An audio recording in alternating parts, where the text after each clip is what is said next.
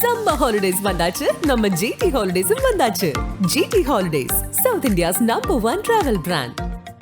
உங்கள் லெஜண்ட் சரோனாவில் தங்க நகைகளுக்கு பவுனுக்கு ரூபாய் 2000 தள்ளுபடி. ஏப்ரல் 22 முதல் மே 4 வரை அக்ஷய திருதியை பொன்னாளில் வாழ்த்துகிறோம். 2D entertainment stone bench films தயாரிப்பில் கார்த்திக் சுப்பராஜ் இயக்கத்தில் சூர்யா நடிக்கும் ரெட்ரோ மே 1 முதல் திரையரங்குகளில். ஜம்மு காஷ்மீர் மாநிலத்தில் மினி சுவிட்சர்லாந்து என அழைக்கப்படும் பஹல்காம் பகுதியில் சுற்றுலா பயணிகள் மீது ராணுவ உடையில் வந்த தீவிரவாதிகள் கொடூரமாக துப்பாக்கி சூடு நடத்தினர். அதில் உள்ளூரைச் சேர்ந்த ஒருவர் உட்பட 26 பேர் படுகொலை செய்யப்பட்டனர்.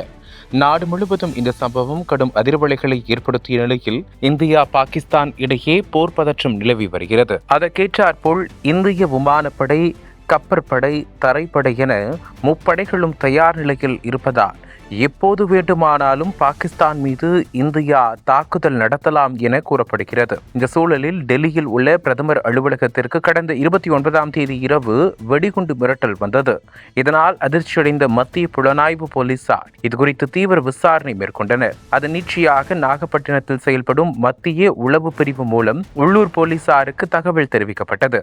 அதன் பேரில் நாகை துணை காவல் கண்காணிப்பாளர் ராமச்சந்திரமூர்த்தி தலைமையிலான போலீசார் விசாரணை மேற்கொண்டதில் பிரதமர் அலுவலகத்திற்கு செல்போன் மூலம் வெடிகுண்டு மிரட்டல் விடுத்தது நாகை வெளிப்பாளையம் பகுதியைச் சேர்ந்த கணேஷ்குமார் என்பது தெரிய வந்தது. இதனையடுத்து போலீசார் மேற்கொண்ட தீவிர தேடுதல் வேட்டைக்கு பிறகு கணேஷ்குமாரை கைது செய்து வெளிப்பாளையம் காவல் நிலையத்திற்கு அழைத்து வந்தனர். அங்கு அவரிடம் நடத்திய விசாரணையில் மது பழக்கத்திற்கு அடிமையான கணேஷ்குமார் மறுவாழ்வு மையத்தில் சிகிச்சை பெற்று வந்துள்ளார். ஆனாலும் அவர் மது பழக்கத்தை விடாததால் குடும்பத்தில் அடிக்கடி தகராறு ஏற்பட்டு வந்துள்ளது.